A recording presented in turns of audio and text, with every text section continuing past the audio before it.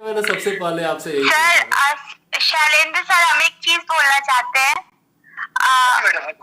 जैसे कि सेल में अलग अलग पार्ट्स होता है, तो वैसे माइटोकॉन्ड्रिया को हम लोग power house of the cell कहते हैं ना, वैसे हमारे ग्रुप के आप माइटोकॉन्ड्रिया है। और आप चंद्रभूषण सर, आप वो है ना, न्यूक्लियस जो बीच में रहता है, ब्रेन ऑफ द सेल, आप वो है। और आप माइटोकॉन्ड्रिया का रोल प्ले करते हैं। और तुम लोग डीएनए मैडम इतना बड़ा मुझे मत बनाइए, मैं भी बस हम राइबोसोम है जो एक बार फटते हैं तो चलो अच्छा है, बायोलॉजी से शुरुआत हो गई है हमारे डिस्कशन की। अच्छा टॉपिक छेड़ी हो तुम, सही है। तो बताओ, इसी इसी बात पर बताओ कि न्यूक्लियस में क्या क्या होता है।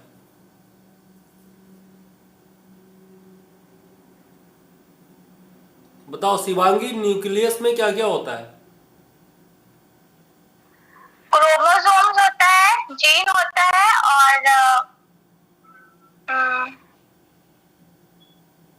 डीएनए, आरएनए, वो सब न्यूक्लियस का पार्ट है। कौन सा प्रोटीन होता है वह।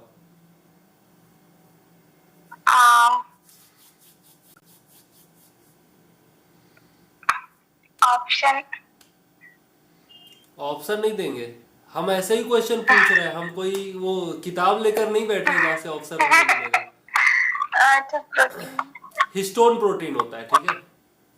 हाँ हाँ है। डीएनए, आरएनए और हिस्टोन प्रोटीन होता है उसमें, न्यूक्लियस में, ठीक है।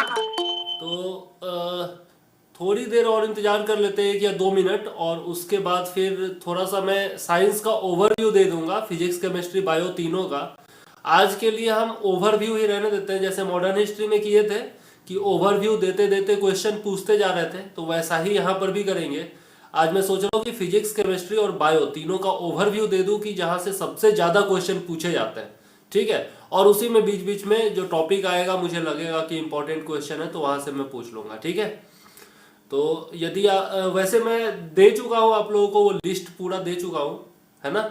लिस्ट आप लोगों ने देखा होगा, साइंस का भी मैंने दिया था, फिजिक्स केमिस्ट्री बायो का, कि कौन कौन से टॉपिक से क्वेश्चन पूछा जाता है। फिर भी अगर किसी को नोट वगैरह करना है तो अपना कॉपी और कलम निकाल ले और नोट कर ले, कोई दिक्कत नहीं है, ठीक है।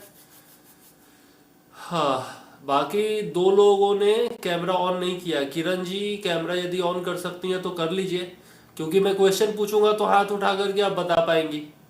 चेहरा ना दिखे, कम से कम हाथ दिखना जरूरी है।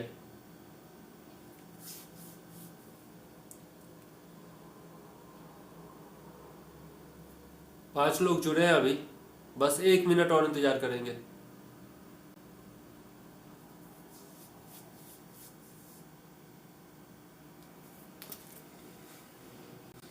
किसी को अपना कॉपी कलम वगैरह निकालना है तो निकाल सकता है।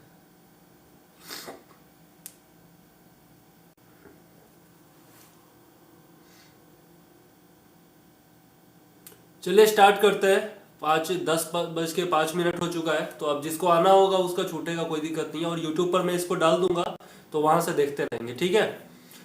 तो शुरुआत किस चीज से करें, फिजिक्स से करते हैं, ठीक है। तो सबसे पहला चैप्टर जो होता है वो यूनिट एंड मेजरमेंट होता है, और वहाँ से आपका ज़्यादा क्वेश्चन नहीं पूछा जाएगा। कुछ यूनिट्स पूछे जा सकते हैं, ठीक है। एसआई सिस्टम वगैरह जो है, एसआई को सीजीएस में बदलना, सीजीएस को एसआई में बदलना, एमकेएस जो होता है वो, ये सब में थोड़ा बहुत पद्धति के बारे में पूछा जा सकता है, ठीक है। तो वहाँ पर एक लिस्ट आपको मिल जाएगा। जैसे हम लोग पढ़ते हैं ना कि milli, centi, decimetre, deca, hecto, kilometre, इस तरीके से एक होता है, तो उसके हिसाब से आप कर सकते हैं, ठीक है। उसी तरह से और भी बाकी जो पद्धतियां हैं उसमें भी होती है। बाकी यूनिट एंड डायमेंशन में देखें तो आपसे कुछ चीज़ों का यूनिट बराबर पूछा जाता है, जैसे ज्योति तीव्रता का पूछा जाता है। क्या होता है, कोई बताएगा? बताइए सर, शैलेंद्र सर। फ्लक्स। ज्योति तीव्रता। अच्छा, फ्लक्स तो दूसरा का होता है, सर बोल रहे हैं अभी। और कोई बताएगा? Lumen, lumen sir, lumen. और हाँ बताइए गुड़िया जी। कैंडेला, ठीक है ठीक है। ल्यूमेन भी होता है सर, लेकिन वो किसी और का होता है। ठीक है, ल्यूमेन के बारे में अभी मैं कंफर्म नहीं हूँ, लेकिन ज्योति तीव्रता का कैंडेला होता है ये कंफर्म हूँ। ठीक है, आई थिंक ज्योति फ्लक्स का होता है वो ल्यूमेन। ठीक है, ज्योति फ्लक्स का ही सर, हाँ ज्योति फ्लक्स का शायद ल्यूमेन होता है। ह्यूमन होता है। जी जी जी। चलिए, तो इसी प्रकार से और भी क्वेश्चन पूछा जा सकता है इसमें, जैसे आपका ये पोटेंशियल डिफरेंस का क्या होता है?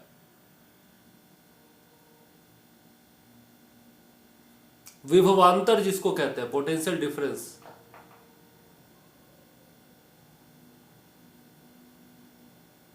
कोई बताएगा?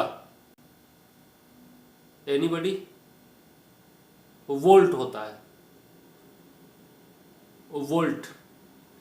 हम लोग सब लोग जानते हैं, अपने घर में 220 वोल्ट का करंट आता है, 11,000 का तार सबके घर के ऊपर से जाता होगा, है ना? तो वो पोटेंशियल डिफरेंस के लिए होता है, वोल्ट।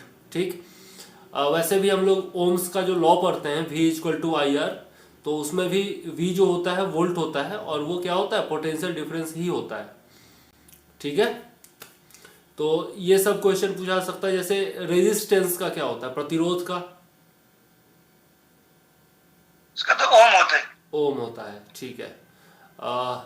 इसी तरह से और भी जो आपके यूनिट्स हैं उनका पूछा जा सकता है। ठीक है, तो ये एक चार्ज का बताइए, चार्ज आवेश का। Coulomb coulomb coulomb, good. और आवेश के अलावा और क्या पूछा जा सकता है? आपका ये प्रेशर का, प्रेशर का।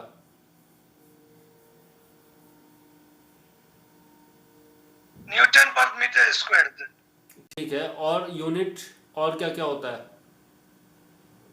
प्रेशर का? मेरे हिसाब से पास्कल, शायद पास्कल। ठीक है, पास्कल भी होता है। और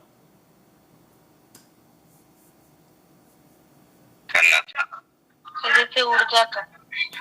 चलिए, इसके अलावा आपका शक्ति का भी पूछा जाता है, पावर का पूछा जाता है। कोई किसी का माइक ऑन है जिसके पीछे से आवाज आ रही थी? नहीं, ठीक है, अब ऑफ हो गया सबका। ये बताइए आप, इसका बताइए, शक्ति का, पावर का बताइए जो गुड़िया जी। जूल प्रति होगा, Y/7Y जूल होता है सर। इसका क्या होगा? 5 जी, क्या होगा? होगा, जूल होता है, तो जूल हो जाएगा। यूनिट में पूछ रहा हूँ, यूनिट यूनिट। चंदन जी, आपके पीछे से आवाज आ रही है सर। चंदन जी, या तो माइक ऑफ कर लीजिए, या फिर हो जाएगा। नहीं, चंदन जी के पीछे से नहीं आ रही है। किसके? गुड़िया, आप ही के पीछे से आ रही है क्या आवाज?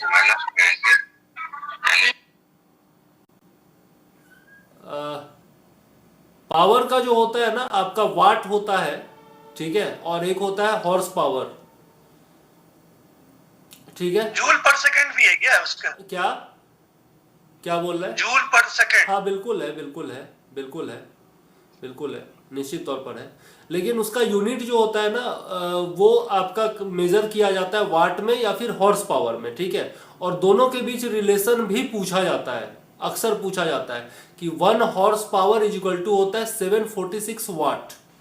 ठीक है, ये क्वेश्चन अक्सर पूछा जाता है, इसीलिए मैंने मेंशन किया यहाँ पर, तो ये याद रखिएगा। ठीक, इसी तरह से यूनिट एंड डायमेंशन से अलग अलग जो आपके फिजिकल क्वांटिटीज है उनका यूनिट पूछा जा सकता है। ठीक, चलिए, तो इसके बाद जो नेक्स्ट टॉपिक आता है यूनिट। मेरा एक क्वेश्चन था कि ये जो प्रकाश वर्ष जो आता होता है वो डिस्टेंस का वो होता है ना? क्या बोलो? प्रकाश वर्ष, प्रकाश डिस्टेंस का। बोलो बोलो। हाँ, बिल्कुल बिल्कुल, डिस्टेंस का होता है। ये 66 बीपीएससी में पूछा गया था। बिल्कुल बिल्कुल। टाइम का होता है उसमें क्या है ना मैडम, एक वर्ष में जो प्रकाश जितना दूरी तय करता है ना, सिंपल सी बात है, तो दूरी, सिंपल सी दूरी से उसका रहेगा, रिलेशन रहेगा। Absolutely, absolutely. तो इस तरीके से क्वेश्चन पूछा जाता है आपका यूनिट एंड डायमेंशन से। उसके बाद है आपका वेक्टर और स्केलर क्वांटिटी है, ठीक है, जिसको हिंदी में सदिश और अदिश राशि कहा जाता है, ठीक है।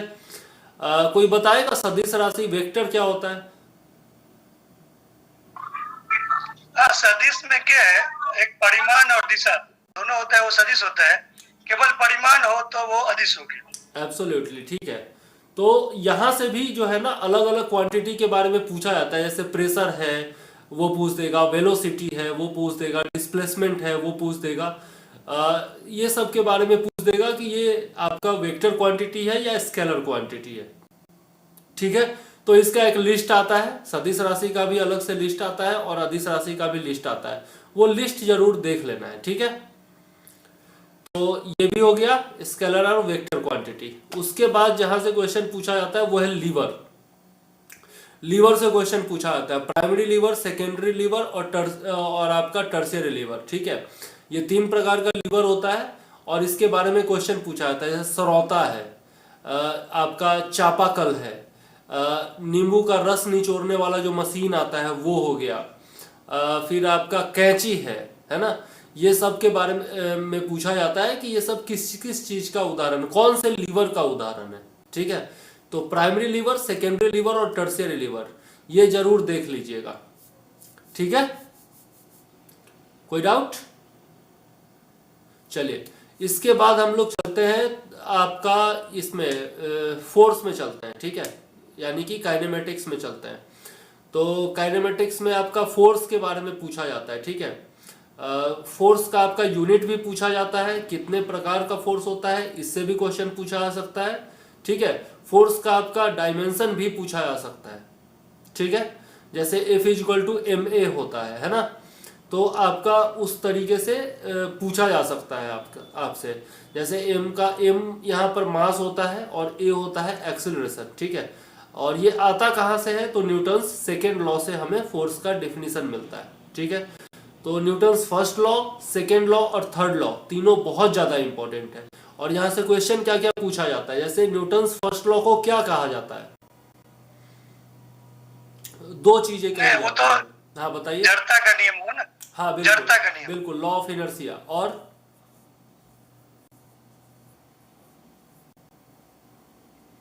और इसको गैलीलियो का भी नियम कहा जाता है, ठीक है। और क्वेश्चन आपको यहीं फंसाएगा, ठीक है। ये गैलीलियो का नियम जो है ना आपको किसी किताब में नहीं मिलेगा, ये आपको टेस्ट सीरीज में ही मिलेगा, ओके। कुछ चीजें ऐसी होती है साइंस में जो आपको टेस्ट सीरीज में ही मिलती है, और इसीलिए मैं आप लोगों को बोला था कि स्पीडी का रेलवे वाला किताब जरूर पढ़िएगा साइंस का खास करके। तो ये बहुत ज्यादा जरूरी है। आपका न्यूटन्स फर्स्ट लॉ हो गया, पहला हो गया आपका लॉ ऑफ इनर्शिया इसको कहा जाता है, और दूसरा हो गया कि गैलीलियो का नियम इसको कहा जाता है, ठीक है। 2 हो गया। अच्छा, ये होता क्या है, इनर्शिया होती क्या है, जड़त्व क्या होता है, कोई बताएगा? Raise your hand please. केवल शैलेंद्र सर बता रहे, बाकी लोग साइंस नहीं पढ़े हैं क्या? किरण जी तो पहले ही बता चुकी है कि अभी फिजिक्स पढ़ना शुरू की है, बाकी कुछ पढ़ी नहीं है। और कोई? शिवांगी नहीं पढ़ी हो? गुड़िया जी? थोड़ा बहुत पढ़े सर, इसमें नहीं पढ़े। ओके। जड़त्व ये होता है, जैसे एक पोस्ट भी मैं किया करता था कि जब हम लोग बस में होते हैं और अचानक से ब्रेक लगता है, तो जितना कोशिश करके हम अपने आप को आगे वाली लड़की पर गिरने से रोक पाते हैं, तो वही हमारा संस्कार होता है, ठीक है। तो ये मैं बराबर फेसबुक पर पोस्ट किया करता था। तो यहाँ पर आपका लॉ ऑफ इनर्शिया, ये इनर्शिया काम करता है कि हम यदि मोशन में हैं तो हम मोशन में ही रहना चाहते हैं, ठीक है। और अगर हम स्थिर हैं, ठीक है, अगर हम स्टैटिक हैं, स्थिर हैं, तो स्थिर ही रहना चाहते हैं, इसी को कहा जाता है जड़त्व, ठीक है। जैसे कोई चीज पर अड़ जाना, जैसे होता है ना कि भैया हमको मतलब कोल्ड ड्रिंक पीना है तो पीना ही है, जैसे बच्चे जिद करते हैं ना कि मुझे चिप्स खाना है, आप कितना भी मना करते रह जाओ लेकिन वो अड़े रहेंगे कि मुझे चिप्स खाना ही खाना है। तो यही होता है जड़त्व, जड़ता इसी को कहा जाता है, जिद एक तरह का, कि हम चल रहे हैं तो चलते ही रहेंगे, मतलब मोशन में है तो मोशन में ही रहेंगे, और अगर रुके हुए हैं तो रुके हुए ही रहेंगे, ठीक है। और इसका उदाहरण आपको बस में बहुत आसानी से मिल जाएगा। जैसे आगे जा रही है बस, आगे की ओर जा रही है और अचानक से ब्रेक लग जाता है तो क्या होता है, हम आगे की तरफ झुक जाते हैं, होता है। और अगर आप बाइक पर बैठे हैं, क्या बोल रही है गुड़िया जी, कुछ बोल रही है? रबर का बल्ब जो, सर इसका उदाहरण होगा क्या सर? रबर का बल्ब, बॉल? जी सर। नहीं, रबर का बॉल क्यों उदाहरण होगा? नहीं, वो तो इलास्टिसिटी पे अब चलेगी मैडम, वो नहीं, वो अलग है, वो इलास्टिसिटी है। मैं जो उदाहरण दे रहा हूँ उससे समझिए आप। बस जो है जब तेजी में जा रही होती है और अचानक से ड्राइवर ब्रेक लगाता है, या फिर किसी के साथ बैठी होंगी आप, अगर बाइक पर किसी के साथ बैठी होंगी और अचानक से ब्रेक लगा देता है तो आप उसके ऊपर झुक जाती है, या फिर कोई भी जो बैठा हो वो उसके ऊपर झुक जाता है, आगे की तरफ झुक जाता है। तो कारण यही होता है कि बाइक जो है वो मोशन में है लगातार, है ना, और वो अचानक से रुक गया तो बाइक तो रुक गया, लेकिन हम जो उसके ऊपर बैठे हैं वो मोशन में ही रहना चाहता है हमारा शरीर, और यही कारण है कि हम आगे की तरफ झुक जाते हैं, है ना। उसी तरह से आप देखेंगे बाइक पर ही बैठी हुई है, अभी बाइक स्थिर है और अचानक से कोई एक्सेलरेट करे, है ना, फर्स्ट नंबर गियर लगाए, अचानक से एक्सेलरेट करे तो क्या होता है, पीछे बैठा हुआ आदमी या फिर वो खुद भी आदमी जो है पीछे की तरफ झुकता है ना। तो उस समय क्या होता है, हमारा शरीर स्टैटिक होता है और अचानक से हम एक्सेलरेट करते हैं, बाइक को मोशन में लाते हैं, तो हमारा शरीर क्या होता है, स्थिर रहना चाहता है, और वो अचानक से मोशन में आ गया बाइक, तो हम पीछे की तरफ झुक जाते हैं, है ना।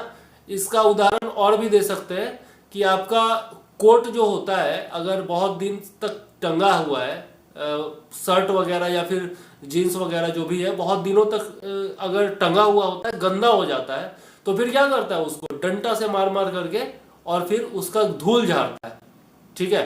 तो क्या होता है, धूल तो स्थिर रह जाता है, लेकिन हम क्या कर रहे हैं, कपड़े को मोशन दे रहे हैं, ठीक है। तो धूल स्थिर रहता है और कपड़ा मोशन में आता है, इसलिए धूल जो है वो नीचे गिर जाता है और आपका गर्दा जो है वो झड़ जाता है, ठीक है। आप लोग महिला लोग जो है ना अपने घर का चादर जरूर झाड़ती होंगी इसी तरीके से। चादर यदि गंदा हो जाता है तो उसको डेली, महिला लोगों का तो आदत होता है, हम लोग तो खैर कोई भी चादर इस्तेमाल कर लेते हैं, महिला लोगों का आदत होता है कि डेली चादर झाड़ के ही सोना है उस पर। तो वो चादर से भी जो धूल झड़ता है वो भी उदाहरण है आपका इनर्सिया का, ठीक है। तो इनर्सिया क्लियर हो गया, लॉ ऑफ इनर्सिया। चलिए, आज लगता है फिजिक्स में ही रह जाऊंगा मैं तो कोई बात नहीं है, कम से कम आज फिजिक्स ही क्लियर हो जाए, बाकी आगे देखेंगे नेक्स्ट डे, ठीक है। तो ये हो गया लॉ ऑफ इनर्सिया। अब आते हैं न्यूटन सेकेंड लॉ पर। सेकेंड लॉ क्या है, कोई बताएगा? सेकेंड लॉ से तो बल की परिभाषा मिलती है ना। हाँ, बल की परिभाषा मिलती है, सही बात है, बिल्कुल सही बात है।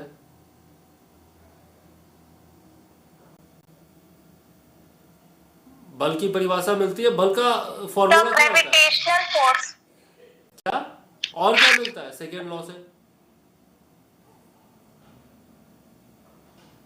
फोर्स। क्या और कोई बताएगा? अच्छा, फोर्स का ये क्या परिभाषा मिलता है यहाँ से, वो कोई बताएगा? फॉर्मूला बराबर तो एम ए होता है ना, F = ma, ठीक है, चलिए ओके। तो यहाँ से डायमेंशन निकाल करके बता सकते हैं। यहाँ से सेकेंड लॉ सर ऐसा किसका डायमेंशन? फोर्स का डायमेंशन यहाँ से निकाल के बता सकते हैं, हाँ, बताइए। F बराबर एम ए होता है, एम का एम हो गया और एक्सेलरेशन हो गया मीटर पर सेकंड स्क्वायर, ml/t-2। ml/t? हाँ, ठीक है, गुड गुड। इस तरह का क्वेश्चन पूछा जाता है, ठीक है। तो ml/t-2 इसका हो जाएगा, बिल्कुल सही है। आगे हम लोग ग्रेविटेशन में आएंगे तो वहां पर देखेंगे ग्रेविटेशनल फोर्स का भी पूछा जाता है या फिर ग्रेविटेशनल कांस्टेंट का भी पूछा जाता है, ठीक है। तो ये सब याद रखना है। डायमेंशन कैसे निकालना है, यह भी कुछ चीज़ों का निश्चित तौर पर आप लोग डायमेंशन जो है निकाल करके अपने कॉपी में लिख लीजिएगा और निकालना सीख भी लीजिएगा, क्योंकि हर चीज़ रटना पॉसिबल नहीं है। तो आपको परिभाषा यदि याद होगी कि क्या किस चीज का परिभाषा क्या होता है, जैसे प्रेशर का परिभाषा हो गया, प्रेशर मतलब हो गया आपका दबाव का परिभाषा या फिर दाब का परिभाषा, फिर आपका शक्ति का परिभाषा हो गया, फिर आपका बल का परिभाषा हो गया, इसके बाद आपका ऊर्जा का परिभाषा हो गया। ये सब बराबर पूछा जाता है, और अगर परिभाषा आपको याद है तो आप डायमेंशन आसानी से निकाल सकते हैं। ठीक है, तो एक ये हो गया। उसके बाद हम लोग चलते हैं तो आगे थर्ड लॉ। थर्ड लॉ से क्या मिलता है?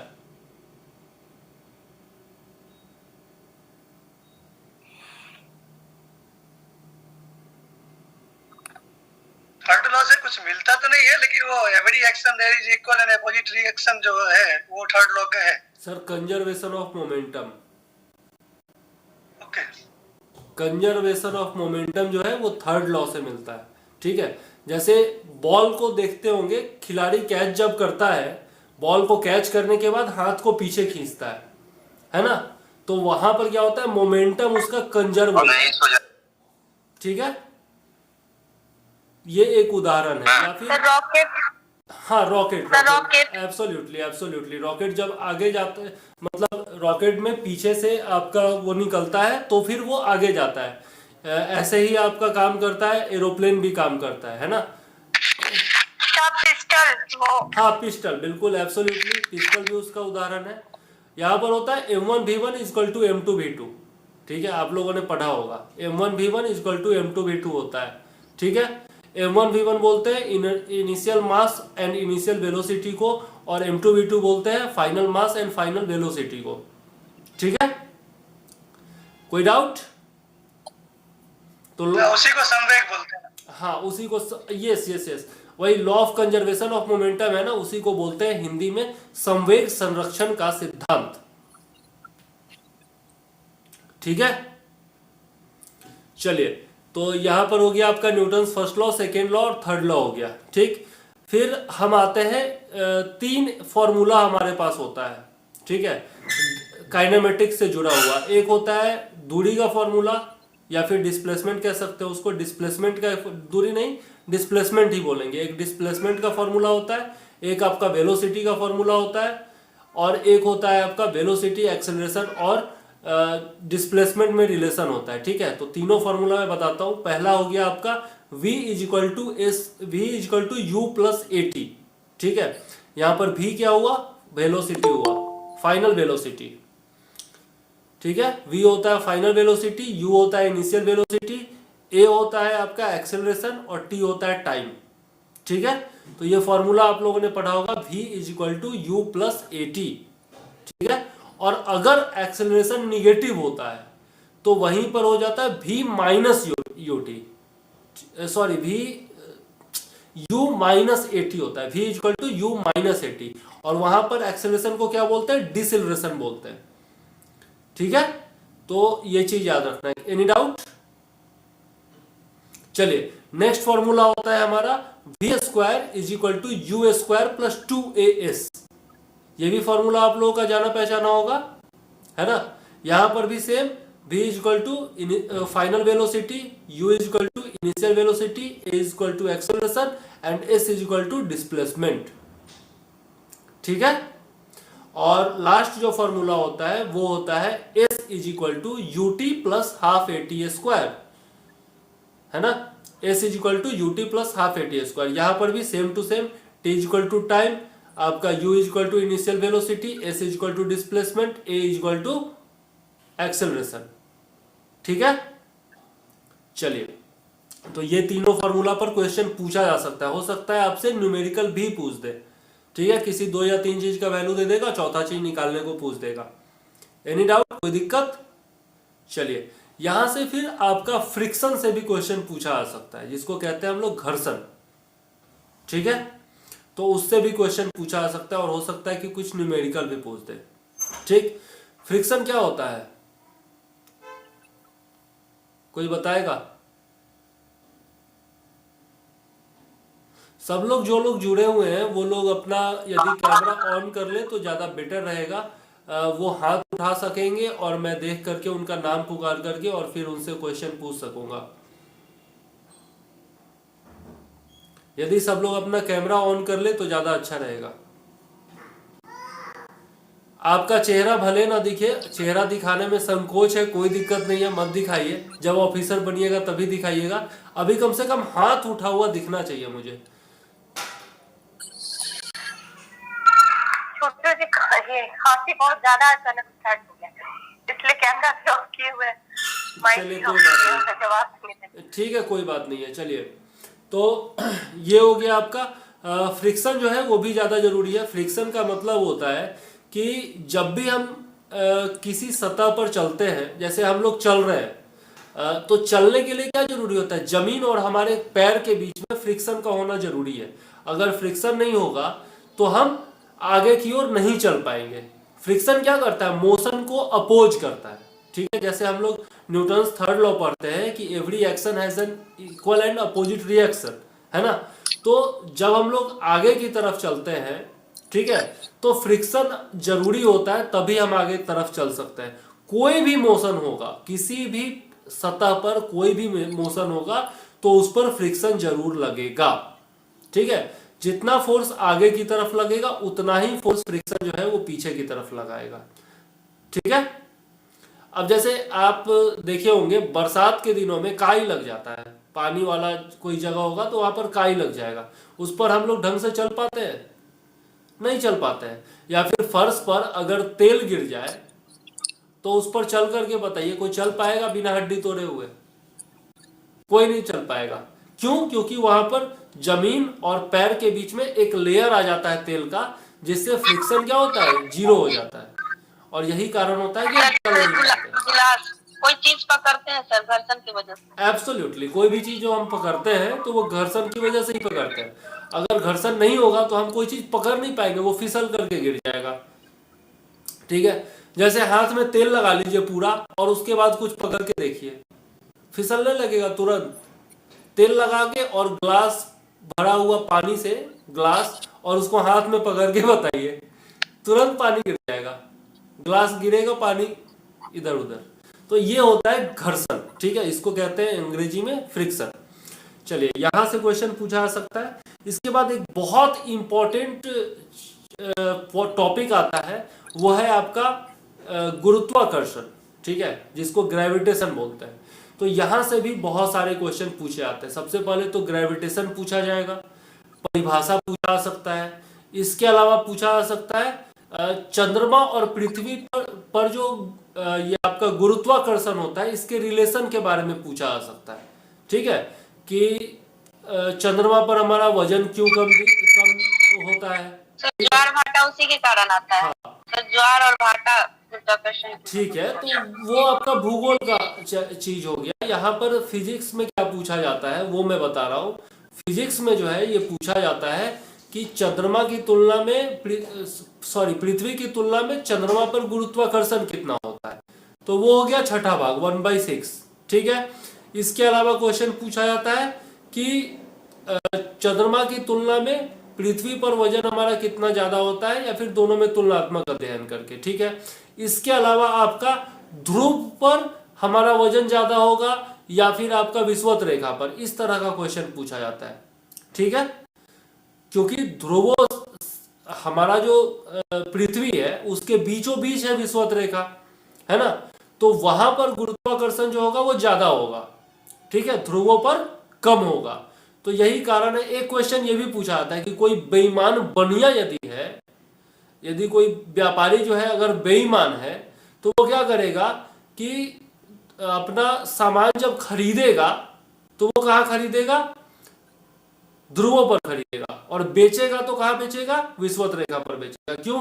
क्योंकि वहां पर उसको जो है कम पैसा में ज्यादा वजन मिल जाएगा। ठीक है, और यहां पर बेचेगा तो उतना ही पैसा में उसको कम वजन देना पड़ेगा। आई बात समझ में? तो कहां पर आपका वजन ज्यादा और कम होता है, यह गुरुत्वाकर्षण से रिलेट करके क्वेश्चन पूछा जाता है। ठीक है, कि ध्रुवों पर हमारा वजन ज्यादा होगा या विषुवत रेखा पर हमारा वजन ज्यादा होगा। ठीक है, इसके अलावा पृथ्वी के सतह के ऊपर हमारा वजन ज्यादा होगा या पृथ्वी के सतह के नीचे ज्यादा वजन होगा, है ना। इस तरह का क्वेश्चन पूछा जाता है। गुरुत्वाकर्षण से रिलेट करके आपका लिफ्ट का क्वेश्चन भी पूछा जाता है। लिफ्ट का क्वेश्चन भी आपने देखा होगा। ठीक है, कि लिफ्ट जो है वो अगर यूनिफॉर्म एक्सेलरेशन से ऊपर जा रही होगी तो हमारे वजन पर क्या इफेक्ट होगा। लिफ्ट का अगर डोरी टूट गया तब हमारे साथ क्या होगा, है ना।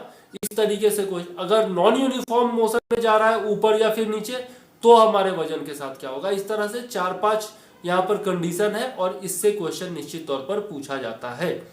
ठीक, तो लिफ्ट वाला क्वेश्चन भी आप लोग देख लीजिएगा। Any doubt? चलिए नेक्स्ट चलते हैं। एक और टॉपिक जो इंपॉर्टेंट है वो है आपका पेंडुलम से, यानी कि आवर्तकाल से क्वेश्चन पूछा जाता है। ठीक है, पीरियोडिक क्या बोलते हैं उसको, पीरियोडिक क्या बोलते हैं उसको, इंग्लिश में याद नहीं आ रहा मुझे, आवर्तकाल कहते हैं उसको, शायद पीरियोडिक टाइम कहते हैं शायद उसको इंग्लिश में, है ना। तो वहां से क्वेश्चन पूछा जाता है।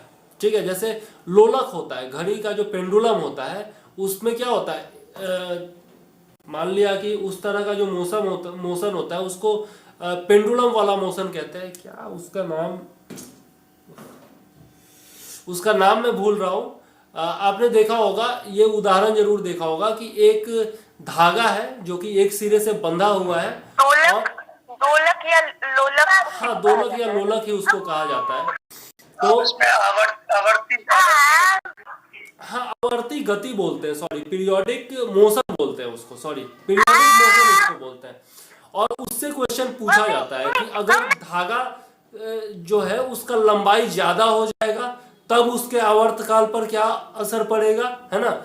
अगर वही जो आपका घड़ी है पेंडुलम वाला वो अगर ध्रुवों पर चला जाए तो उसके आवर्तकाल पर क्या असर पड़ेगा, अगर वो चला जाए आपका विषुवत रेखा पर तो उसके आवर्तकाल पर क्या असर पड़ेगा, है ना। इसी प्रकार से रिलेट करके झूला का भी क्वेश्चन पूछा जाता है ना, कि अगर हम झूला का जो डोरी है, धागा है जिससे वो बंधा हुआ है झूला, उसका लंबाई बढ़ा दे तो क्या असर होगा और घटा दे तो क्या असर होगा। ठीक है, इस तरह का क्वेश्चन पूछा जाता है। और यहां पर एक फॉर्मूला काम आता है जिसमें होता है T = 2π√L/g। ठीक है, T = 2π√L/g और उसी फॉर्मूला से दरअसल आपका क्वेश्चन पूछा जाता है। यहां पर T जो होता है वो आपका आवर्तकाल होता है, 2π तो कांस्टेंट है 22/7, तो वो तो सबको पता होगा। इसके अलावा L जो होता है वो उसके धागे की लंबाई होती है। ठीक है, और G जो होता है वो ग्रेविटेशनल कांस्टेंट होता है। ठीक, ग्रेविटेशनल कांस्टेंट का वैल्यू भी पूछा जाता है एग्जाम में। कोई बताएगा क्या होता है वैल्यू? जी का तो 9.8 9.8, यस 9.8। आगे मीटर पर सेकंड स्क्वायर। यस, टोटल बोला कीजिए सर। तो 9.8 मीटर पर सेकेंड स्क्वायर। और ये जो फॉर्मूला है ना, इसको एकदम गांठ बांध लीजिए कि यहां से क्वेश्चन निश्चित तौर पर पूछा जाता है। तो T = 2π√L/g, यहां से क्वेश्चन निश्चित तौर पर पूछा जाएगा और 5 से लेकर 10 क्वेश्चन तक यहां पर बनते हैं। ठीक है, वही पूछ देगा कि घड़ी जो है चंद्रमा पर चला जाए तो क्या होगा उसका आवर्तकाल, है ना, ये भी पूछा जा सकता है। ठीक, तो और यहां पर फ्रीक्वेंसी से भी क्वेश्चन पूछा जाता है। ठीक है, आवर्तकाल ज्यादा होगा तो फ्रीक्वेंसी जो होगा वो आपका कम होगा और फ्रीक्वेंसी ज्यादा होगा तो आवर्तकाल आपका कम हो जाएगा। ठीक, ये क्वेश्चन पूछा जाता है। अच्छा, और क्या पूछा, हाँ ये भी पूछा जाता है इसमें कि उसका अगर वो जो आपका बॉब है जो लटका हुआ धागे से, वो जो बॉब कहते हैं उसको, गोला जो होता है उसको बॉब बोलते हैं ना। तो बॉब जब नीचे एकदम नीचे की पोजीशन पर है, अभी मेरे पास फिगर नहीं है तो मैं कैसे बताऊं, आप लोगों को बोर्ड दिख रहा है क्या? बोर्ड दिख रहा है, इस पर लिख करके बताऊं? दिख जाएगा, कोशिश करता हूं मैं, just a minute.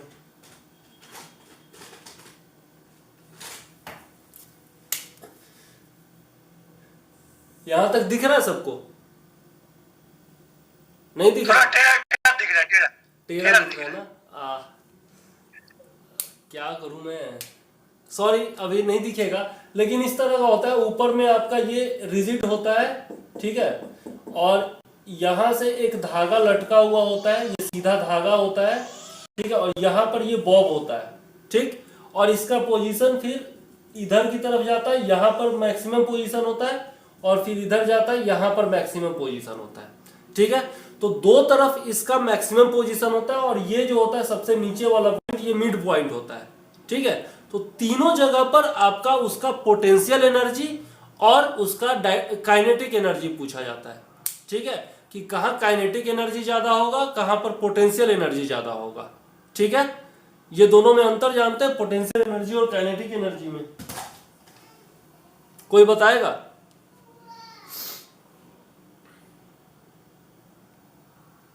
Potential energy तो वो हुआ जो स्थिर रहता है कोई वस्तु, उस पे जो मैक्सिमम एनर्जी हुआ वो पोटेंशियल हुआ, और काइनेटिक एनर्जी हुआ जो गति में जो रहता है उसमें जो मैक्सिमम एनर्जी होता है उसके साथ, वो काइनेटिक एनर्जी हुआ। जी, आप mgh और हाफ mv स्क्वायर से डिफरेंशिएट। एब्सोल्युटली सर, आप बहुत सर सही में आपने फिजिक्स पढ़ा है, और पहले से भी आपने पढ़ रखा होगा, तो अच्छा है, आपका साइंस अच्छा लग रहा है, मुझे फिजिक्स तो बहुत अच्छा लग रहा है। तो ये सर ने जैसा बताया कि mgh जो होता है वो पोटेंशियल एनर्जी का फॉर्मूला होता है। ठीक है, जहां पर m जो है वो मास है, g जो है वो ग्रेविटेशनल कांस्टेंट है, और आपका h जो है वो हाइट है। ठीक है, तो mgh ये होता है आपका पोटेंशियल एनर्जी, और काइनेटिक एनर्जी जो है वो हम निकालते हैं 1/2 mv स्क्वायर से। ठीक है, काइनेटिक एनर्जी तब होता है किसी भी चीज में जब वो मोशन में होता है। ठीक, और जब कोई भी चीज आपका स्थिर होगा, ठीक, स्टैटिक पोजीशन में होगा, तब उसमें पोटेंशियल एनर्जी होगा। ठीक, अब इसी में आपका पूछा था, जैसे चाबी वाली घड़ी है तो उसमें चाबी दे करके हमने छोड़ दिया, तो उसमें कौन सी एनर्जी होगी? तो वहां पर जवाब होता है पोटेंशियल एनर्जी होगी। ठीक, इस तरीके का क्वेश्चन भी आपसे पूछा जाता है। ओके, तो एनर्जी से रिलेट करके भी क्वेश्चन पूछा जाएगा। हम लोग यहां पर थे, तो यहां पर जो है आपका देख सकते हैं आप कि जब ये सबसे नीचे वाले पोजीशन पर होगा, मतलब यहां पर अगर उसका यहां से अगर रिजिड है और ये आपका धागा यहां से लटका हुआ है, तो यहां पर जो पोजीशन होगा, ठीक है, ये जो पोजीशन होगा, ये आपका बीच वाला पोजीशन होगा। फिर ये कहां चला जाएगा? इधर चला जाएगा, तो ये आपका ऊपर सबसे ऊपर वाला पोजीशन होगा, टॉप पोजीशन। और फिर ये क्या होगा? इस तरीके से आकर के यहां पर आ जाएगा, तो ये भी इसका टॉप पोजीशन होगा। ठीक, तो अगर ये टॉप पोजीशन है तो यहां से ऊपर तो वो नहीं जा सकता है ना, तो यहां पर जो उसके पास एनर्जी होगी वो क्या होगी? पोटेंशियल एनर्जी होगी। ठीक, और यहां से फिर जब ये यहां आ रहा है तो यहां पर स्थिर तो है नहीं, क्योंकि ये तो इधर जाने के लिए आ रहा है, तो यहां पर जो होगी उसमें वो होगी काइनेटिक एनर्जी। ठीक, और फिर जब ये मैक्सिमम पोजीशन पर आ जाएगा तो यहां पर फिर से उसके पास क्या हो जाएगी? पोटेंशियल एनर्जी हो जाएगी। ठीक, तो इस तरीके से क्वेश्चन यहां पर पूछा जाता है, एक तो आवर्तकाल से और दूसरा एनर्जी से क्वेश्चन पूछा जाता है। Okay, clear? ठीक है, चलिए, और उसके बाद हम लोग आते हैं आपका कुछ चैप्टर, जैसे लाइट है। लाइट बहुत इंपॉर्टेंट चैप्टर है। यहां से आपका जो दर्पण है उसका फॉर्मूला, जैसे आपका जो साधारण मिरर होता है, सिंपल मिरर जो होता है, प्लेन मिरर जिसको कहते हैं, उसका 2 फॉर्मूला होता है। वो क्या क्या होता है बता सकते हैं कोई?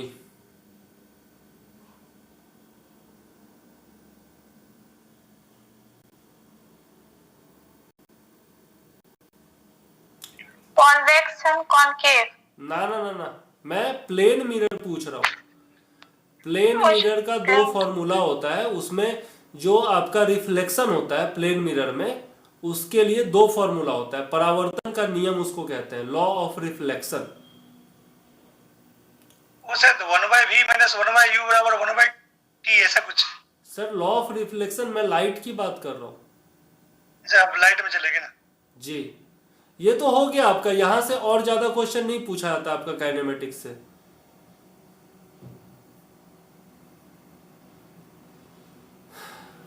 तो ये फॉर्मूला 2 फॉर्मूला होता है लाइट में। पहला होता है कि आपका जो परावर्तित की आपतित किरण है, ठीक है, और जो परावर्तित किरण है, और जो दर्पण पर खींचा गया अभिलंब होता है, ठीक है, वो तीनों क्या होगा? एक ही प्लेन में होगा। ठीक है, मैं बोर्ड पर बहुत अच्छे से समझा सकता हूं, यहां पर कैसे समझाऊं? जैसे मान लिया, ये पूछ रहे थे ना। जैसे मान लिया ये एक प्लेन मिरर है, ठीक है, ये उसका रिफ्लेक्शन करने वाला सतह है और ये पीछे उसका रंगा हुआ है, ठीक है, कोई दिक्कत? तो अगर कोई किरण यहां से आ रही है, इस पर इस तरीके से आ रही है, ठीक है, और वो इस तरीके से रिफ्लेक्ट हो रही है, ठीक, तो ये हो गया उसका आपतित किरण इसको बोलते हैं, और इसको बोलते हैं परावर्तित किरण, ठीक है। तो ये आपतित किरण, ये परावर्तित किरण, और यहां से जो लंब खींचा जाता है अभिलंब उसको बोलते हैं, ठीक। तो आपतित किरण, अभिलंब और परावर्तित किरण ये क्या होगा, एक ही प्लेन में होगा, मतलब ये 2D फिगर होगा, ठीक। पहला ये हो गया। और दूसरा होता है कि आपतित किरण जो अभिलंब से कोण बना रही है और अभिलंब के साथ जो परावर्तित किरण कोण बना रही है, दोनों कोण जो होगा वो बराबर होगा, ठीक है। तो ये दो फॉर्मूला है उसका, ये दो नियम है उसका, ठीक है, प्लेन मिरर के लिए। और फिर आता है इसमें क्वेश्चन कि प्लेन मिरर में जो आपका इमेज बनता है वो कैसा बनता है, ठीक है, तो उससे भी क्वेश्चन पूछा जा सकता है। जैसे प्लेन मिरर में जो आपका इमेज बनता है वो कैसा बनता है, तो सीधा बनेगा सबसे पहले, ठीक है, और कोई भी इमेज जो सीधा बनता है वो आपका वर्चुअल होता है, ठीक। यहां पर यह चीज याद रखिएगा, चाहे दर्पण कोई भी हो, चाहे वो प्लेन मिरर हो या फिर कनकेव मिरर हो, कन्वेक्स मिरर हो, लेंस में भी यदि आप देखें तो यदि वो आपका कनकेव लेंस हो या कन्वेक्स लेंस हो, कहीं पर भी अगर सीधा इमेज बनेगा, मतलब जैसा आपका ऑब्जेक्ट है वैसा ही इमेज बनेगा, ठीक, सीधा, जिसको हम लोग बोलते हैं इरेक्टेड इमेज बोलते हैं, ठीक, सीधा इमेज को बोलते हैं इरेक्टेड इमेज, और उल्टा इमेज जो होगा उसको बोलेंगे हम लोग इन्वर्टेड इमेज, ठीक है। तो जहां पर भी आपका सीधा इमेज बनता है वो होगा वर्चुअल, और जहां पर भी आपका उल्टा इमेज बनता है यानी कि इन्वर्टेड इमेज बनता है वो होता है आपका वास्तविक इमेज, ठीक है। तो ये चीज तो पहला चीज हो गया। तो प्लेन मिरर में जो इमेज बनेगा वो आपका वर्चुअल इमेज होगा, सीधा इमेज होगा। जब आप अपना चेहरा देखते हैं आईना में तो आपका इमेज जो बनता है उसमें भी सर ऊपर और पैर नीचे ही होता है ना, ऐसा तो नहीं होता कि पैर ऊपर सर नीचे, ऐसा तो किसी का नहीं होता होगा ना। तो इसको कहते हैं सीधा इमेज बनना, ठीक है। अगर उल्टा बनता तो इमेज में हमें पैर ऊपर दिखाई देता, सर नीचे दिखाई देता, समझ में आया। तो ये सीधा बनता है, वर्चुअल बनता है, ठीक है। और इमेज जब आपका बनेगा तो देखिएगा, अगर प्लेन मिरर आपका यदि अच्छा है तो जो हाइट आपकी होगी आपके इमेज की भी हाइट सेम होगी, ठीक है। तो आकार जो होता है, साइज जो होता है वो क्या होगा, सेम टू सेम होगा, जैसे जितना ऑब्जेक्ट का साइज उतना ही इमेज का साइज। क्लियर, कोई दिक्कत? ओके। अब मिरर से जितना दूरी पर ऑब्जेक्ट होगा इमेज भी मिरर से उतना ही दूर बनेगा, ठीक है। आप देखिएगा, मिरर के सामने जाइएगा और पीछे की तरफ चलिएगा तो इमेज भी जो है आपका वो पीछे की तरफ जाएगा। अगर आप आगे की तरफ आएंगे, मिरर की तरफ आएंगे, तो वो क्या होगा, वो भी मिरर की तरफ ही आएगा। तभी आप देखते होंगे जैसे ये मिरर है और इधर से आप हाथ सटाइए मिरर पर तो आपका जो हाथ का इमेज है वो भी इस तरीके से सट जाएगा, है ना, होता है ना। बच्चा लोगों के साथ हम लोग बराबर करते हैं, इस तरीके का खेल करते हैं। मिरर के पास ले गए और बच्चा का हाथ उस पर सटा दिए तो वो मिरर में जो बच्चा का इमेज बन रहा है वो भी अपना हाथ सटाता है, तो उसको मजा आता है, बच्चे को खेलने में उससे मजा आता है। तो इस तरीके का आप लोगों ने भी किया होगा, है ना। तो ये क्या होता है, जितना दूर आपका ऑब्जेक्ट होगा उतना ही दूर मिरर से इमेज भी आपका बनेगा। ओके, कोई दिक्कत? चलिए, और यहां पर क्या पूछा जाता है, एक क्वेश्चन है। सॉरी, आकार यहाँ पर बुक में आकार जो है ना वो शायद 2x होता है। थोड़ा सा यहाँ पे मैं कंफ्यूज हो रहा हूँ प्लेन मिरर में। हाँ, यहाँ पर क्या आकार पूछ रहे हैं? आकार जो होता है ना वो 2x होता है, आई थिंक सो। हाँ, समतल दर्पण में क्या? नहीं, समतल दर्पण में साइज तो बिल्कुल इक्वल होगा, लेकिन इमेज जो बनता है वो शायद उल्टा बनता है ना? क्या? अरे आपका पैर बुक में भी दे रहा है उल्टा बनता है? ये समतल दर्पण में यहाँ लिखा गया है कि प्रतिबिंब काल्पनिक वस्तु के बराबर एवं पार्श्व उल्टा बनता है। पार्श्व उल्टा का मतलब क्या होता है पता है?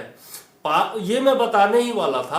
पार्श्व उल्टा का मतलब होता है लैटरल इन्वर्जन, मतलब आपका बायां हाथ दायां बनेगा और दायां हाथ बायां बनेगा। हाँ, इसको बोलते हैं पार्श्व, इसको पार्श्व उल्टा बोलते हैं, मतलब अंग्रेजी में लैटरल इन्वर्जन बोलते हैं। इसीलिए आप देखते होंगे एम्बुलेंस पर जो लिखा होता है वो उल्टा लिखा होता है ना? हाँ, ये होता है। यहाँ पर लेकिन एक चीज में जरूर गलत हो रहा हूँ, जरा सा मैं करेक्ट कर लूँ 1 मिनट में, क्योंकि यहाँ पर कुछ होता है जो 2x बनता है। अब क्या होता है ये मुझे थोड़ा सा ध्यान में नहीं है, या फिर आप लोग किताब खोल करके देख लीजिएगा। कुछ एक चीज है जो कि 2x होता है यहाँ पर, ठीक है? भाभी अपना माइक ऑफ कर लीजिए। नहीं, ये चाल जो है वो दुगने गति से बनता हुआ दिखता है, जैसे आप कहे। ओके, दोगुनी गति से चलता है। ओके ओके, हाँ, वही मुझे याद आ रहा था कि कुछ तो ऐसा होता है, मतलब जिस गति से हम लोग मिरर की तरफ जाएंगे हमारा इमेज जो है उसकी दोगुनी गति से ट्रेवल करेगा। ऑब्जेक्ट का जो गति होगा मिरर की तरफ या फिर मिरर से दूर, इमेज का जो गति होगा मिरर की तरफ या मिरर से दूर वो दोगुना होगा।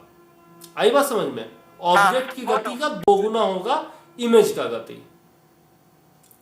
ठीक, समझ में? इसमें शायद एक क्वेश्चन और पूछता है जी कि आपका फुल इमेज के लिए मिरर का इमेज कितना होना चाहिए, मतलब उसकी लंबाई, आपका लंबाई पूरा देखने के लिए वो हाफ होता है, जो हाफ होता है ना वो पूछता है जनरली क्वेश्चन। हाँ, ये भी पूछता है। यस, ये भी एक मैं भूल रहा था, ये भी क्वेश्चन निश्चित तौर पर पूछा जाता है। ठीक है, कि आपका पूरा इमेज दिखाने के लिए जो मिरर का साइज है वो क्या होना चाहिए, ये भी पूछता है। तो आपका जितना साइज है उसका आधा कम से कम होना चाहिए मिरर का साइज, तभी आपका पूरा शरीर उसमें दिख पाएगा। तभी तो हम लोग वो छोटा वाला आईना में अपना पूरा शरीर देख पाते हैं क्या? नहीं देख पाते हैं। कम से कम अपने कमर के हाइट का चाहिए होता है, तभी जाकर दिखता है। तो एक ये हो गया। अच्छा, इसमें एंगल वाला भी क्वेश्चन पूछा जाता है। जैसे हम लोग जाते हैं, जब हजाम के पास जाते हैं तो वहां पर 2 मिरर लगा होता है ना? तो वो दोनों मिरर जब समानांतर रहेगा, पैरेलल रहेगा, तब हमारा कितना इमेज बनेगा? वो अगर आपका किसी एंगल पर होगा तब कितना इमेज बनेगा? अगर वो समकोण पर होगा 90 डिग्री पर, इस तरीके से अगर 90 डिग्री पर एक मिरर ये लगा हुआ है, एक मिरर ये लगा हुआ है, तो अगर ये दोनों के बीच में 90 डिग्री का एंगल बनेगा तब, और ये दोनों के बीच में जब हम हैं कहीं पर, ठीक, तो फिर कितना इमेज बनेगा? इमेज की संख्या क्या होगी? इसका भी कुछ फॉर्मूला होता है, वो जरूर देख करके जाइएगा। ठीक है, अभी मुझे याद नहीं है क्योंकि मैंने रिवीजन बहुत दिनों से साइंस का नहीं किया है, तो ये चीजें याद नहीं है, लेकिन मैं आपको बता रहा हूँ ये जरूर देख करके जाइएगा। ठीक, इंपॉर्टेंट है। इसके बाद आते हैं हम लोग, तो समतल दर्पण का प्रयोग तो सब लोग जनरली जानते ही हैं कि क्या होता है, किस चीज में प्रयोग होता है। अब हम आते हैं गोलीय दर्पण में। ठीक, गोलीय दर्पण 2 तरह का, एक आपका अवतल दर्पण, एक होता है उत्तल दर्पण। ठीक, अवतल दर्पण यानी कि कनकेव मिरर और उत्तल दर्पण यानी कि कन्वेक्स मिरर। ठीक, कनकेव मिरर में जो धंसा हुआ पार्ट होता है वो रिफ्लेक्टेड पार्ट होता है। ठीक, मतलब इस तरह का गोला है तो ये वाला जो पार्ट होगा, अंदर वाला जो पार्ट होगा वो रिफ्लेक्ट करेगा।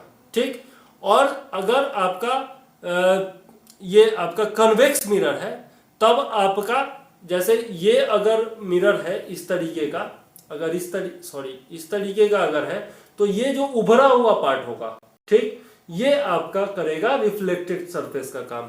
समझ में आया? मतलब कनकेव में जो धंसा हुआ पोर्शन है वहां से रिफ्लेक्ट होगा और कन्वेक्स में क्या होगा, उसके जस्ट अपोजिट वाले पोर्शन से रिफ्लेक्ट होगा। ठीक, अब इसमें मेनली पूछा जाता है कनकेव मिरर और कन्वेक्स मिरर का यूज पूछा जाता है, ठीक, ये भी पूछा जाता है। इसके अलावा कनकेव और कन्वेक्स मिरर में मेनली कनकेव मिरर में पूछा जाता है कि ऑब्जेक्ट कहाँ होगा तो इमेज कहाँ बनेगा, ठीक है, और ऑब्जेक्ट कहाँ होगा तो इमेज का आकार क्या होगा या फिर इमेज की प्रकृति क्या होगी, ये भी क्वेश्चन पूछा जाता है, ठीक। तो ये देख लीजिएगा आप लोग। अगर यहाँ पर 2-3 क्वेश्चन जो इंपॉर्टेंट है वो मैं बता देता हूँ कि वैसे तो अलग अलग पोजीशन है इसका, लेकिन जनरली जो पूछा जाता है कि अगर ऑब्जेक्ट आपका फोकस पर है तब आपका इमेज कहाँ बनेगा, तो जब फोकस पर होगा तो इमेज आपका इनफाइनाइट पर बनेगा, अनंत पर बनेगा, ठीक।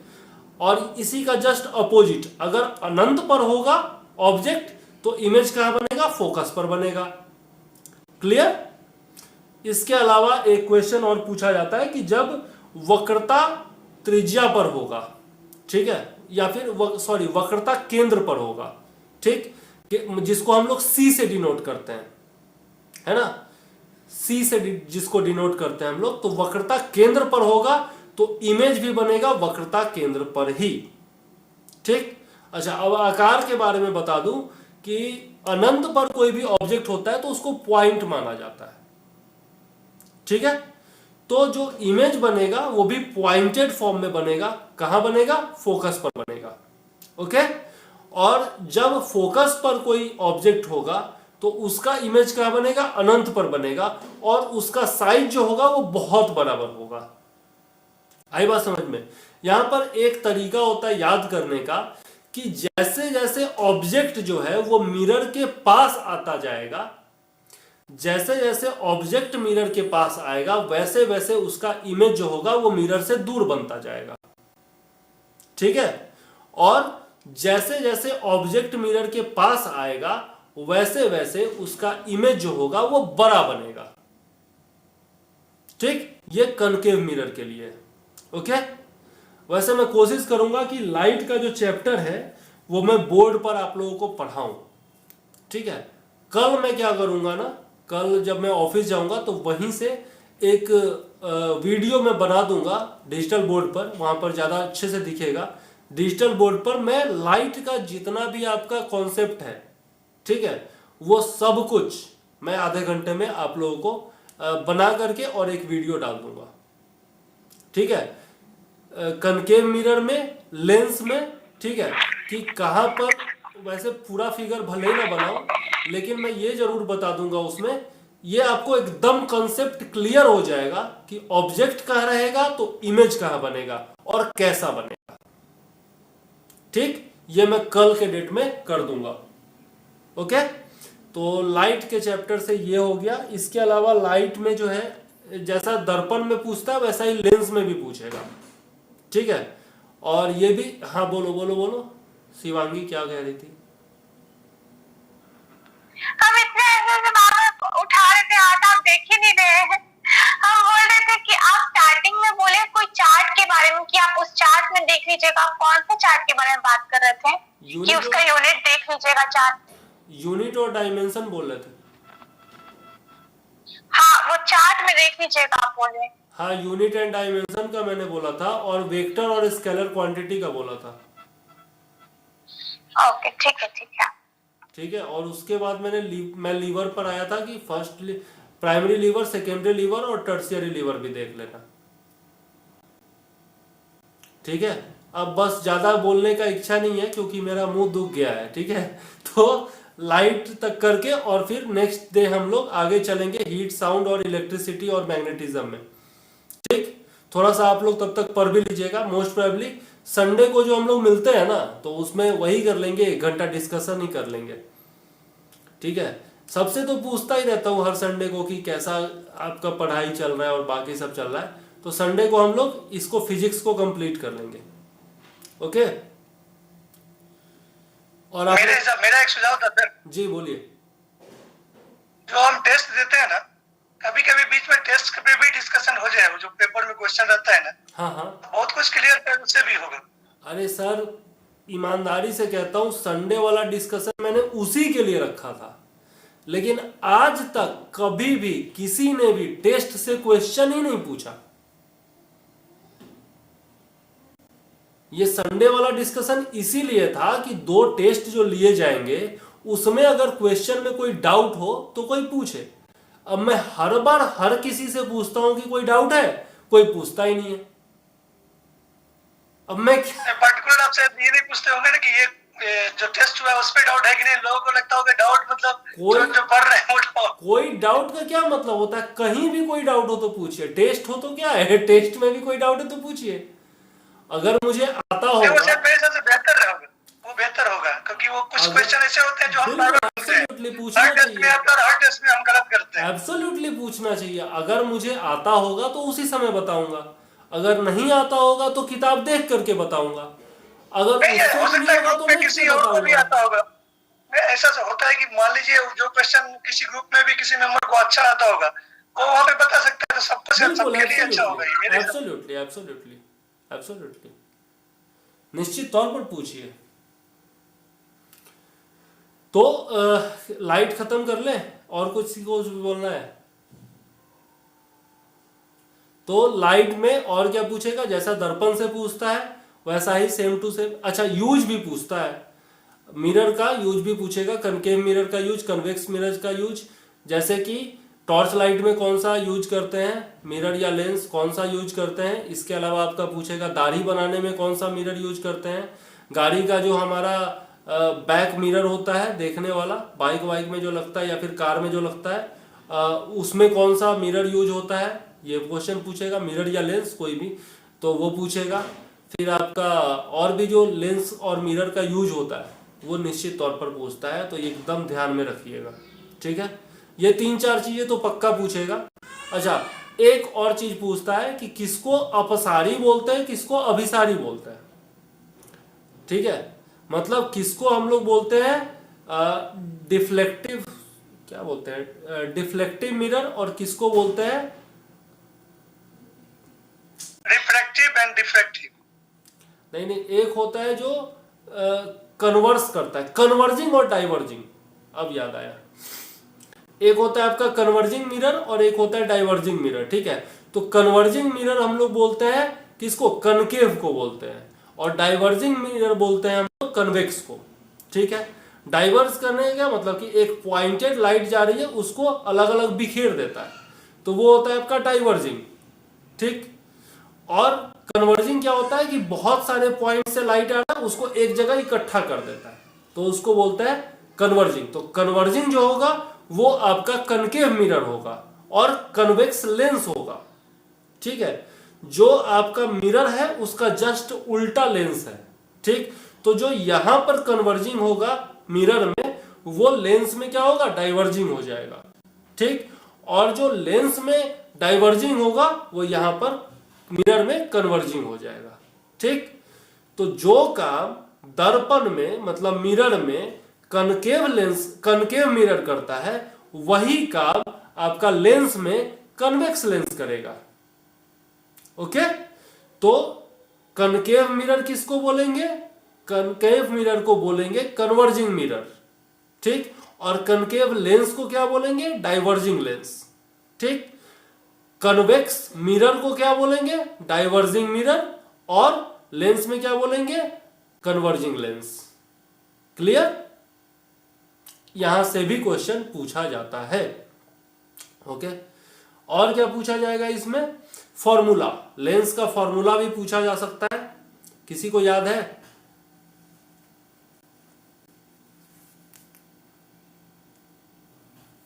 One by f is equal to 1/v प्लस 1/u। ये होता है आपका किसका, मिरर में, ठीक। और लेंस में क्या होता है, 1/f is equal to 1/v minus 1/u, okay. तो दोनों का केवल प्लस माइनस का अंतर होता है। अच्छा, यहां पर मैग्निफिकेशन भी बहुत इंपॉर्टेंट रोल अदा करता है। मैग्निफिकेशन भी आपसे क्वेश्चन पूछा जाता है, हो सकता है न्यूमेरिकल भी पूछ दे, ठीक। तो मैग्निफिकेशन भी आप लोग पढ़ लीजिएगा, m1/m2 जो होता है, ठीक। खास करके ये जब हम लोग वो पढ़ेंगे, क्या बोलते हैं, आई पढ़ेंगे, लाइट के अंदर ही आई भी आता है, तो आई पर में हम लोग जरूर पढ़ेंगे कि लेंस की जो क्षमता होती है, ठीक है, उसको डायोप्टर में मापते हैं। और लेंस जो निकाला जाता है वो आपका मैग्निफिकेशन देख करके ही निकाला जाता है, M1/M2 के हिसाब से ही आपका निकाला जाता है, ठीक है। लेंस की जो क्षमता होती है, जो डायोप्टर निकाला जाता है, और उसका एक फॉर्मूला होता है 1/f, ठीक। लेंस की जो क्षमता होती है वो कैसे निकाला जाता है, 1/f, और f क्या होता है यहाँ पर, फोकल लेंथ होता है, ठीक। तो इससे क्वेश्चन बराबर बीपीएससी का फेवरेट क्वेश्चन है, बीपीएससी का फेवरेट क्वेश्चन है। वो फोकल लेंथ दे देगा और उसके बाद पूछेगा कि लेंस की क्षमता बताइए, ठीक। तो वो निश्चित तौर पर आपको याद होना चाहिए। इसके अलावा यहां पर जरूरी है साइन कन्वर्जन भी जरूरी है, ठीक। जैसे मिरर है तो मिरर के लेफ्ट में जो होता है, जितना भी होता है, ठीक, मिरर जो है आपके सामने, अपने मिरर एक इमेजिन कीजिए, ठीक, तो उसके लेफ्ट में जो होगा वो टोटल जितना भी साइन होगा वो आपका पॉजिटिव होगा, और राइट में जितना भी होगा वो निगेटिव होगा, ठीक। जैसे मान लिया आप एक नंबर लाइन ले लीजिए ना, ये एक्स एक्सिस, ये वाई एक्सिस, ठीक है। वाई एक्सिस को आप मिरर मान लीजिए, ठीक।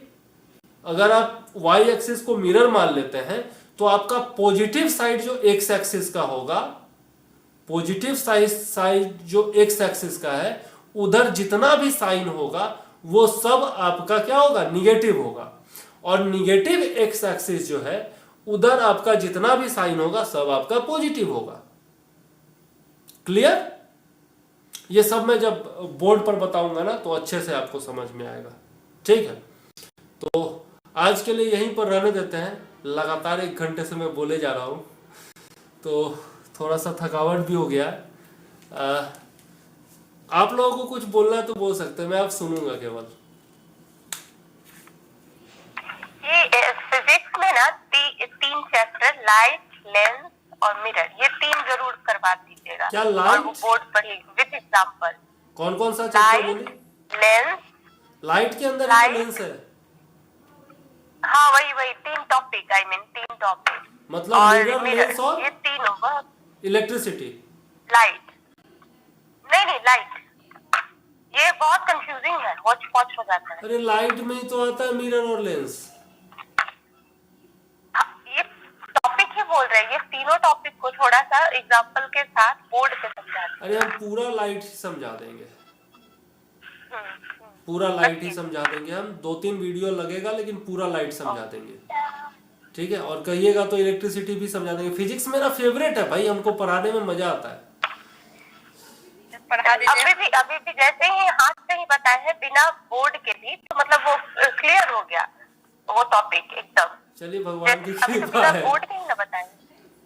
नहीं सच्ची, इसलिए कह रहे कि इस चीज को बोर्ड पे ना अगर ये टॉपिक करवा देते हैं तो इसमें हमको, जैसा मेरा मानना है, लेंस में बहुत लोग कंफ्यूज होंगे, ह्यूमन आई भी पढ़ना है, करा देंगे। नहीं तो देव जी को बोलेंगे ना, देव जी पढ़ा देगा। साइंस का एक टीचर बड़ा अच्छा है मेरे पास, पता है, साइंस का बेस्ट टीचर है, मेरा भाई है। एक आध वीडियो बायोलॉजी का बनाया भी है पीसीएस एडुकेयर के लिए, तो बेस्ट टीचर है। और वो नीट का तैयारी किया है तो बायोलॉजी उसका तो बेस्ट है, ठीक है। और उसके अलावा केमिस्ट्री भी उसका बहुत अच्छा है, और फिजिक्स हम देख लेंगे तो काम हो जाएगा, ठीक है।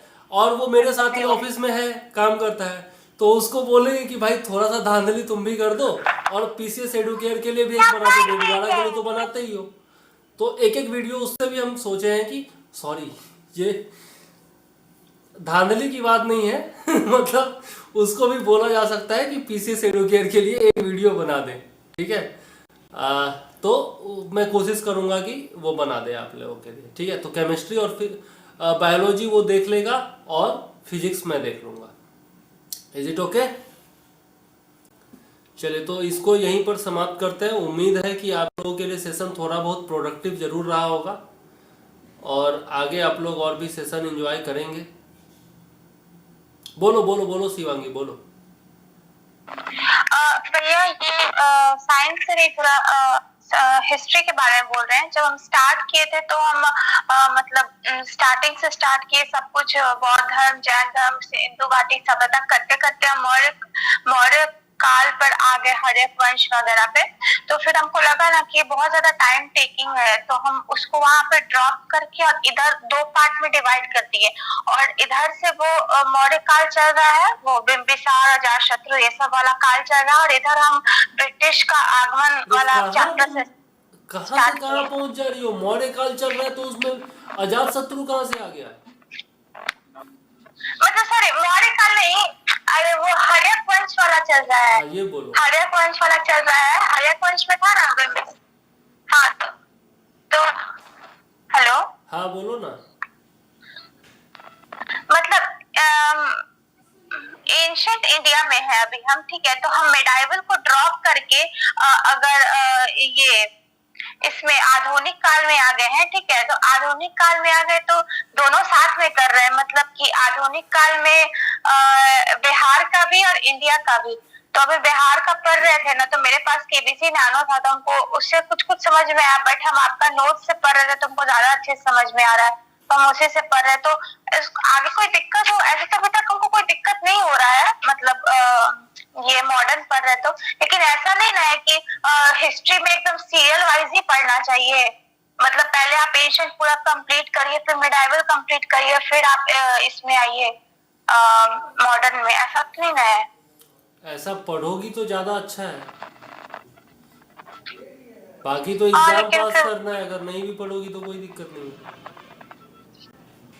वही इसलिए काट काट के पढ़ रहे हैं, क्योंकि फिर बहुत ज्यादा समय खाता। मेरा सिर्फ इतना कहना है कि अगर एंशिएंट उठाई हो तो पूरा एंशिएंट समाप्त करो, उसके बाद दूसरे उसमें सेक्शन में जाओ, ठीक है। मॉडर्न उठाई हो तो मॉडर्न समाप्त करो, उसके बाद दूसरे सेक्शन में जाओ। कोई भी सेक्शन उठाओ तो उसको बिना कंप्लीट किए हुए अधूरा मत छोड़ो। अभी जैसे हर्यक वंश में जाकर के तुम अगर एंशिएंट छोड़ दोगी ना, नेक्स्ट टाइम जब भी तुम शुरुआत करोगी, पूरा सिंधु सभ्यता, पूरा वैदिक काल, पूरा जैन धर्म, बौद्ध धर्म सब दिमाग से उड़ गया होगा, और फिर तुम शुरुआत करोगी जाकर के सिंधु सभ्यता से ही। यही कारण है। तो ये कर सकते हैं क्या कि इसको दो पार्ट में डिवाइड कर देते हैं। एक समय जो हम देंगे वो जहाँ से शुरू किए हैं, मतलब ये हर्यक वंश वाले में है, तो वहां से आगे धीरे धीरे बढ़ रहे हैं, और एक तरफ यहाँ ब्रिटिश का आगमन करवाया है तो यहाँ से आगे बढ़ रहे हैं। ये कर सकते हैं, कर लो। हम तो हमेशा से कहते हैं कि दो चीज एक साथ लेकर के चलो, क्योंकि एक ही चीज लगातार पढ़ने में एक दिन में बोर हो जाता है।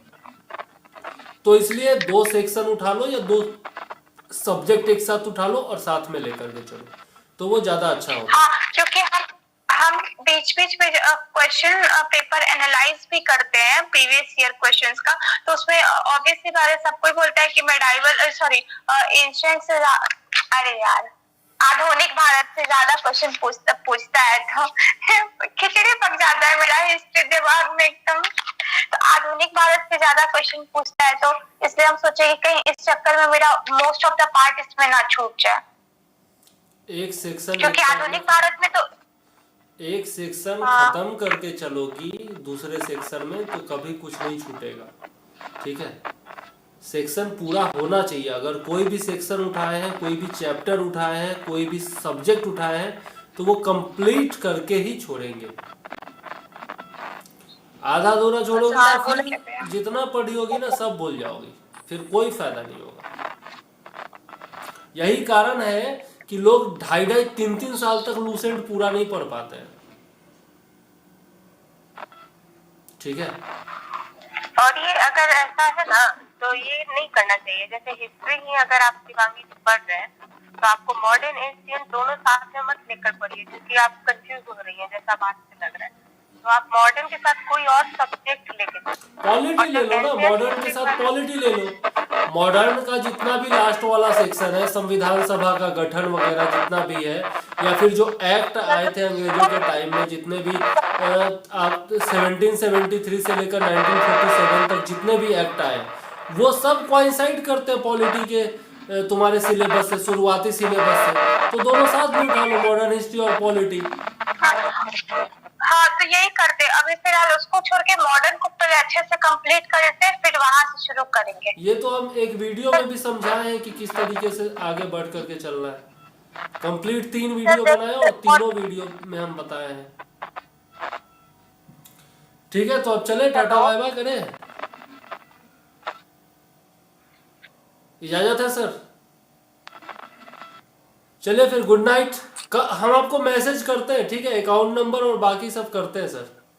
हाँ श्योर श्योर, मुझे ब्रांच और वो सब दे दीजिएगा तो मैं आपको बता दूंगा। जी ठीक है सर, ठीक है सर, व्हाट्सएप करते हैं आपको। ओके ओके, गुड नाइट, जय हिंद, वंदे मातरम।